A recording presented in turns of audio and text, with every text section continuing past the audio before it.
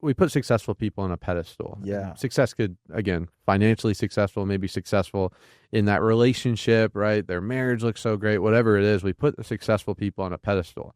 And the challenge with that is, and I still do it to this day, is when you're putting people on a pedestal, your belief goes down that you can accomplish it because you think they're doing something special or they are special, which 99% of the time is not the case. Absolutely. So when you're able to sit with these people, one of the benefits of podcasting or listening to a podcast as a speaker, your whole job as a speaker is to make the audience believe that they can do the same thing you did because they can. Boom. The best speakers are the people that you leave the room thinking, oh man, he's a normal person. I can do what he did. He's not special. The ones that put themselves in a special category make it not duplicatable for individuals, and they're not as impactful as the ones that can. So when we can take these highly affluent individuals off a pedestal and humanize them, it makes our level of belief increase, and the gap between where we are and where we want to be starts to shorten because we can then see what it's like to get there because there's someone else in real life doing it that is no better than us, no smarter than us. They put their pants on the same way we do.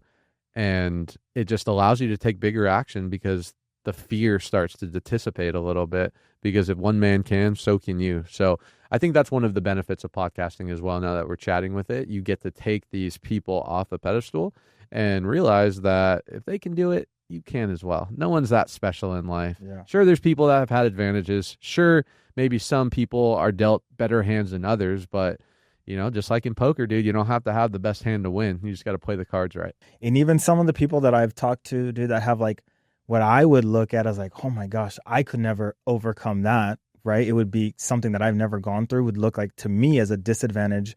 It was the catalyst to put them here and put them in a totally different spot. So it's really just overcoming, and the perspective and the way that you choose to look at things is powerful within itself, and it can just take you or break you, make you or break you.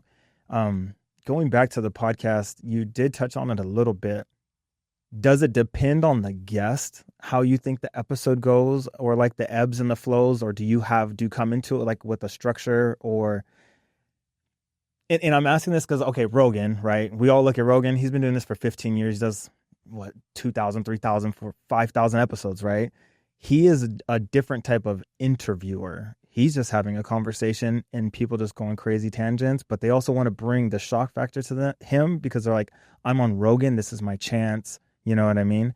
How do you view yourself, or how do you like structure your episodes? Is it guest based? Is it just how the conversation's going, or Q&A? I always have a list of questions prepared, different topics, so I kind of understand where the conversation is going to go. Because again, most of these guests, I don't know them personally. Right. So I need to do a little bit of research and understand what are their strengths.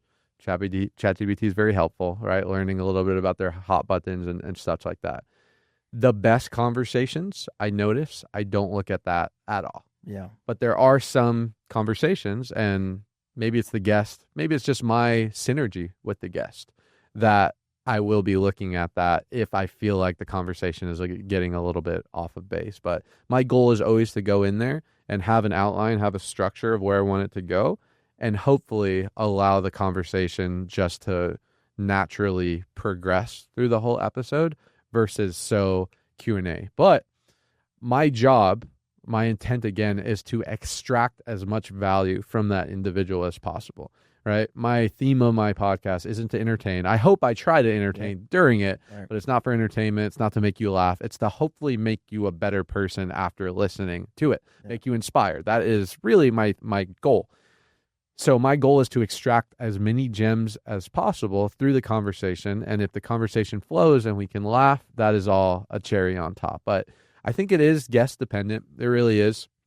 I'm sure some of it is me dependent. If I show up my best self, then usually I can guide the conversation in a way and be the right facilitator. And it's always fun, because you never know where the conversation is going to go. And some guests are better than other.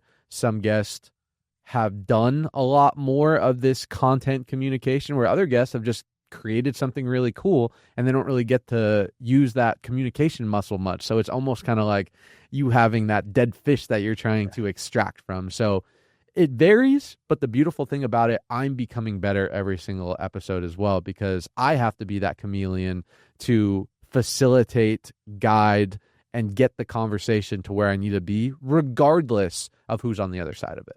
How do you feel like you're doing at it? I feel like I'm doing really well, dude. And again, I feel like I had a leg up because even though I've never been a podcaster before, Right. I've been in the communication game for 13, 14 years. So I understand body language, I understand subtleties, I understand how to create space and how to create that magnetism. So I feel like I'm doing better than most, and I've gotten good feedback on it. But again, it just depends on the measuring stick that you're taking. Yeah. Again, like I feel like we've grown pretty organically, but it's nothing crazy. I'm not putting any real effort into monetizing or growing it outside of just putting out content. Right. And that's some feedback for me. If I really want to take this to the next level, as there's a game that needs to be played. It's not as easy as just like getting good guests and having good conversation. There's a lot more on the back end that needs to go into it if you want to blow up and go viral and start getting more subscribers and views and likes and all the things. And I just don't care that much, if I'm being fully real. Yeah. I just don't care. I just want to continue to do what I'm doing, outlast everyone else, continue to be consistent with my episodes, bring in quality guests, quality conversations, and see where it takes me. Dude, I think that was the most authentic. I mean, I've had some really good guests say some really authentic things. That I feel like has been the most authentic thing to ever be said inside the studio. So that was really, really cool. Thanks, dude. Yeah, that was awesome. You already said you really don't care too much where you can take the podcast. Wherever it goes is where it ends up. And that's a beautiful thing within itself, because it allows it to be natural, but it takes the stressors away. And that's what I found out when you take the stress off something. And again, this doubles back to like the team building, right? Being able to delegate and give other people jobs and tasks and wear different hats. Since you've taken the stress off of the podcast, where do you see yourself going the next 5, 10, 15? And if you want to interject with the solar, obviously after this huge acquisition, where's the future hold for you, brother? Yeah, plans are to continue to dominate in solar for the next 3-5 years, however that looks like. Now that we have this new acquisition, we are now tied to a publicly traded company. So our direct effort increases the stock, which as a byproduct increases the dubs for everyone involved with it. So that's the newfound invigoration of having a bigger game that can be played. That's on the solar side. That's going to continue to be my main focus. Speaking is something that I'm a little bit newer to outside of the direct sales space that really fuels me up. If anything, the podcast is more of a credibility piece for the speaking long term, not the other way around. Yeah. So I want to continue to get better at speaking. I want to continue to find better opportunities. Eventually it'd be cool to get paid consistently for speaking outside of kind of the normal direct sales space, because that's something that you can do for the rest of your life. When you look at athletes and you look at some people's careers, there's a lifespan to it. The average MMA fighter retires, I think, at like 36 years old, 37. Then they have to figure out what they want to do with their career. Hopefully they have a big enough brand like Misha does or someone of that stature to then have other businesses when you're outside. We're speaking something you can do till you're 80 years old, 85 years old, 90 years old if you have the energy to do it. And it just really does fuel me, and it's a lot of fun. So it's going to continue to explore the piecing side of my professional life and start putting myself out there more, start getting a little bit better, start bringing in resources to help me craft an actual business around it and not just kind of a hobby. And continue to just live life, dude. Continue to live life, focus on experiences, focus on joy. For the first like 3 or 4 years of my solar career, I sacrificed everything for the business. I didn't want to go out. I didn't really want to make new friends. I didn't want to really do anything other than like I was on a mission, almost like you're going on a tour in Iraq or a tour in Afghanistan. You're on a mission for a period of time to accomplish a certain objection. And then once you're done, you can then go home to your family and enjoy your life. That was really me for a while. And I still have that same work ethic and hunger and desire, but I also now do realize that business and money isn't everything. It's important. It's not everything. So I want to continue to just be a better husband, better eventually father, and just continue to evolve in all areas. And I think the more I focus on my personal life as well, the more the business will thrive. Ready to turn your dreams into reality? At DVN Consultations, we're here to guide you, complete white glove service every step of the way. Whether you're starting your credit repair journey or you're looking to get business funding, we've got your back. Go ahead and screenshot or click the QR code below and schedule your discovery call with the team. Let's make your dreams come true together.